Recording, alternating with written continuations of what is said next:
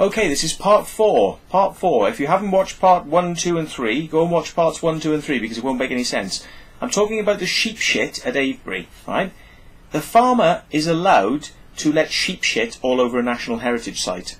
Now, I'm not allowed to defecate there, right? You're not allowed to defecate there. If you or I went there, daytime or nighttime, pulled our trousers down and had a shit in Avebury, right? And somebody saw you doing it, they'd call the police. Because you or I are not allowed to shit in Avebury, yeah? It's not a public place that you would be allowed to use as a toilet. So where are you supposed to go to the toilet? In the local toilets. Remember in video 1 I told you about the local toilets, yeah? They're now closed. They're closed in the evenings because Avebury doesn't want you in the evenings. Do you know why Avebury doesn't want you in the evenings? Because they close the pay car park in the evening. So you can't come and park in Avebury in the evening because the pay car park is closed. So they close the toilets as well. So you have to go in the pub and spend money, yeah? Or go off. They don't care. Just go. They don't want you, yeah? So this is a really strange sort of arrangement that we've got here with the National Trust. The National Trust want money. They want money from people. The locals want the car park, but they don't want anyone else in it. They don't want the locals. The locals don't want you parking in the free car park. They want you to go into the pay car park because it pushes you away from them, from their houses. Yeah?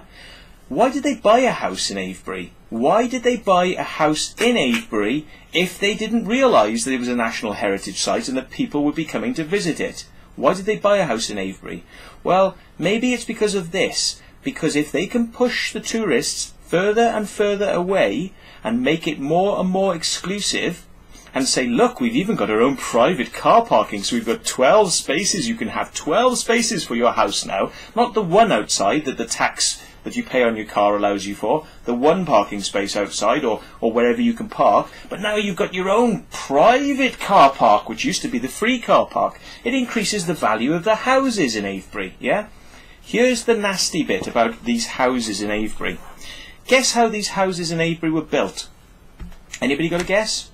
Do you know how these houses in Avebury were built? They were built inside the stone circle. And guess how they were built? This is a well-known fact. The stones themselves, the Avebury stones, were taken and broken up, put on fires. They put them on fires until so they get red hot, threw water on them, crack the stones, and they get smaller stones, and they smash those stones up and they build the houses of Avebury. So, thank the church for that. Thank the church for wanting to destroy pagan sites, for making the houses of Avebury out of the stones. So guess what?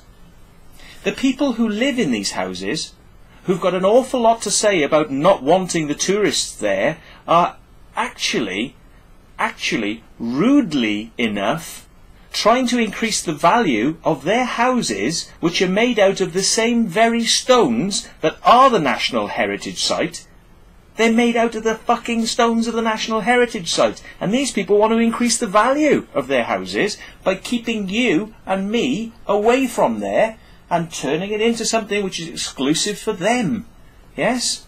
Now then, people like Mr. Vlitos, who say, we don't want all these extra people here from crop circles, because crop circles are, they're all nutters, and people who are into crop circles, they'll run over ponies and if they come for the stones, they won't run over ponies, and they won't run over walkers, but if they come for crop circles, they'll run over ponies and walkers, and they're nutters, yeah?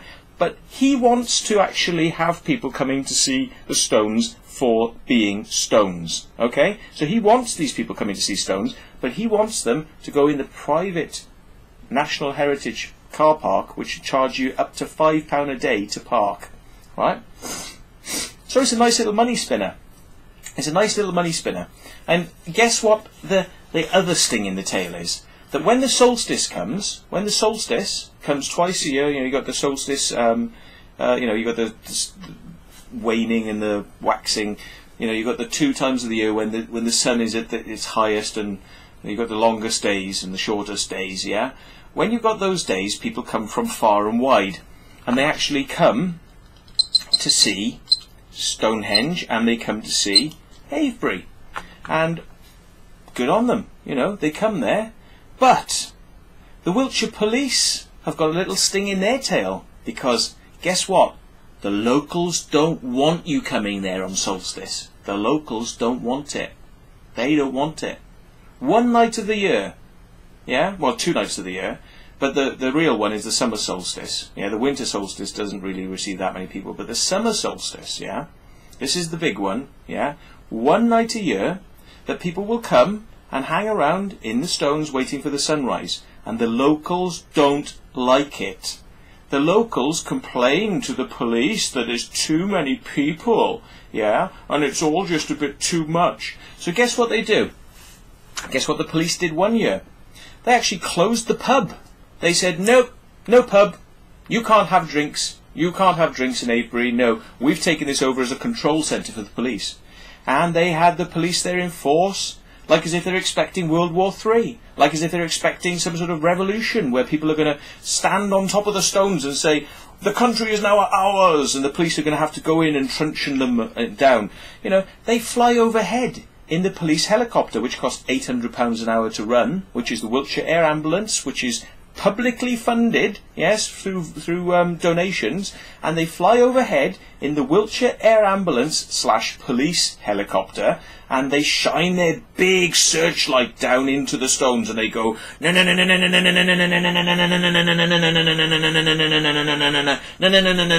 over the top, and the police walk backwards and forwards looking for people who might be smoking some drugs or doing some things or having some fun. And if it looks like you're having a bit too much fun or being a little bit too rowdy, or you've had a little bit to drink and you're dancing a little bit too exuberantly, they'll say, oh, sorry sir, we've got to search you now. And in front of everybody there, they'll say, you look like you're having a bit too much fun, we've got to search you. And then the 10 police officers will come and they'll search you in front of everybody there, and they'll make you feel this big, yeah? And then they try to not do it too much. They try to only do it to 1 or 2 people, yeah? But they do definitely do it very publicly in front of everybody else, just to let you know that they're in fucking charge. We've got the helicopters, we've got the vehicles, and we've got the police on the ground. And this is not your stone circle, and you'll be gone exactly when we say. You'll be gone after this solstice, you go. Right, okay, that's the next thing. But here's the sting in the tail. You thought all that was the sting in the tail. That is not the sting in the tail. It gets better. Right, check this out. This is the sting in the tail. The Wiltshire Police employ the services of Watley's, which is a local recovery company. And they've got quite a few recovery trucks. And Solstice is their biggest night of the year.